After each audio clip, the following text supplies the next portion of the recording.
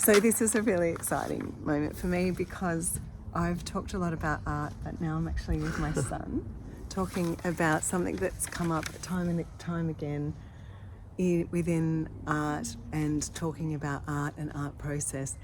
Yet my son, who is a scientist, where we meet in the juncture of, I guess, philosophy. So talking about the nature of the world or all things metaphysical, which has come up time and again when talking to artists. I would define philosophy as the answering of loosely defined questions. Yeah. The ultimate form of a question with no right or wrong answer. Metaphysics was about things that are not objective, literally of subject matter. They're things of theory and beyond. So talking about things that subjective and unknown. And part of philosophy, or my understanding of it at least, is that a big part of philosophy is to question your observations and your senses. All of the information that we have in our world is comes from our senses.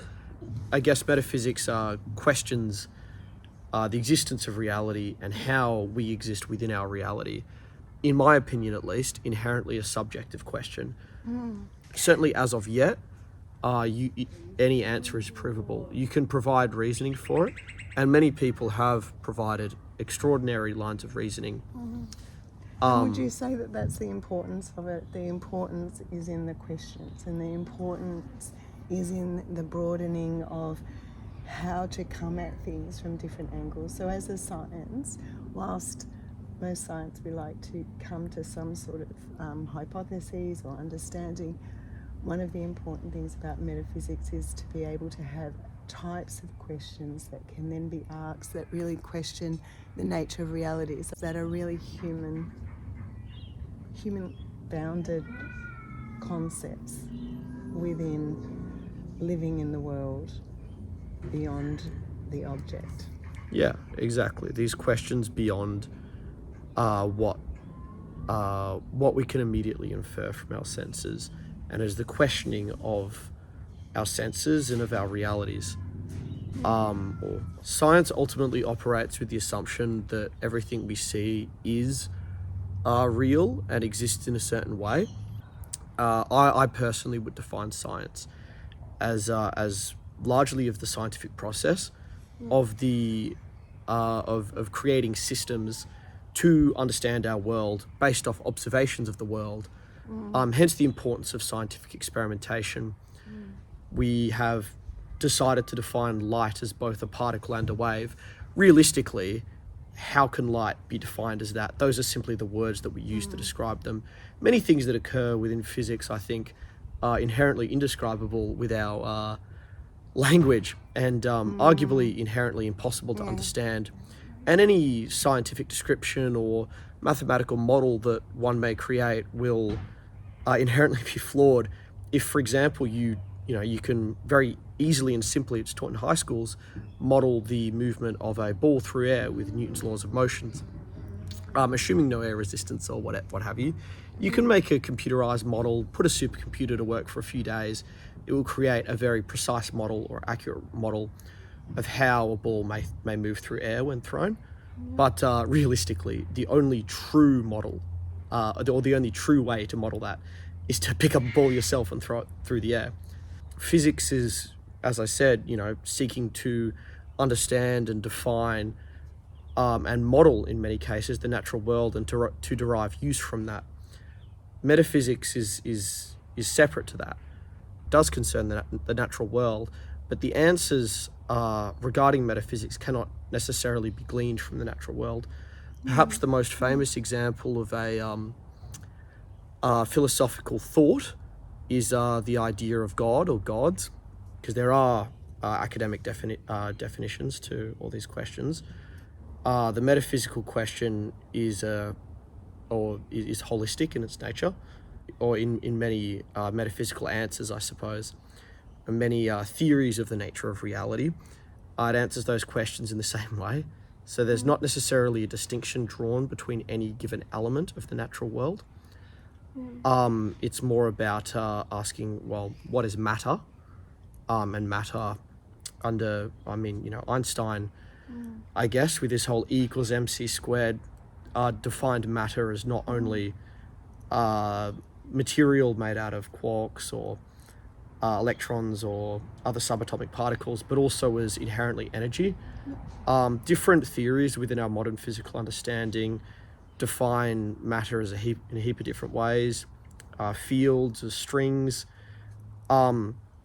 Ultimately, none of those theories necessarily answer the metaphysical question of, does that matter exist and how does it exist? And I don't think this is what separates philosophy from science.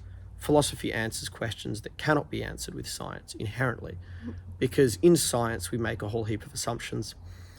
I study engineering, so in engineering, certainly my big takeaway has been you need to make assumptions to get anywhere, really. Yeah, I studied a subject called the nature of reality, and that sought to answer that question: what is the nature of reality and how does reality exist? It's the attempt to answer that one question: what is reality? And some people extend that to why is reality, or how is reality. A lot of people answer the what is reality with accompaniments of how and why. And for some people, theologians in particular, who is reality? Is reality God? All of those sorts of things.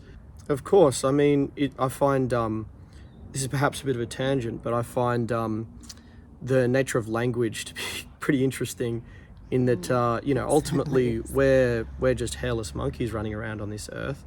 And the vast majority of words that we have are reflections of, well, first of all, our culture, but also of our surroundings. And we use, for example, the example I gave earlier with light. Light is sometimes described as a wave. The wave coming from our description of a wave in the ocean, which is very much a physical thing that we can observe.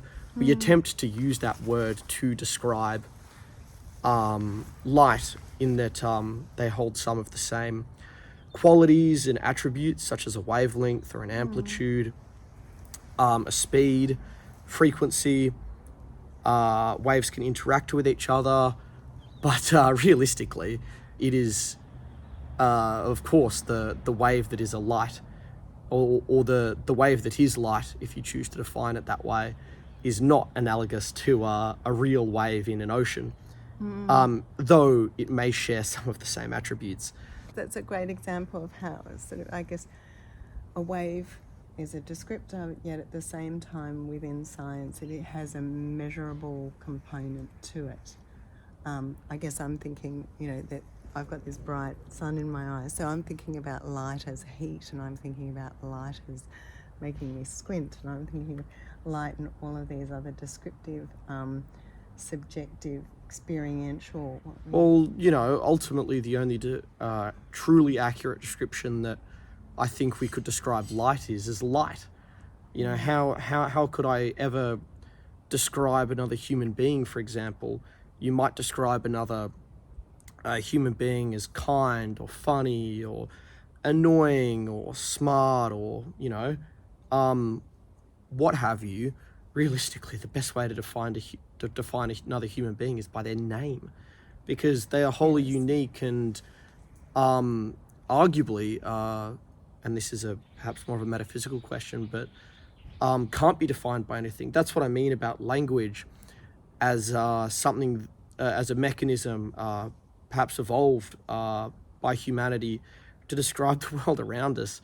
Realistically, there are a lot of things that language is simply not designed to handle. As humans, we try our best. We try to describe something that we have very little understanding of, or is not, or we do not have a historical understanding of, like light. It's very hard to describe. And in these metaphysical questions, that is even more the case. How can you use words that inherently are designed to describe things that you see and experience, to describe something you can't see and you can't experience? It could be described with words, but realistically that description could never be wholly accurate.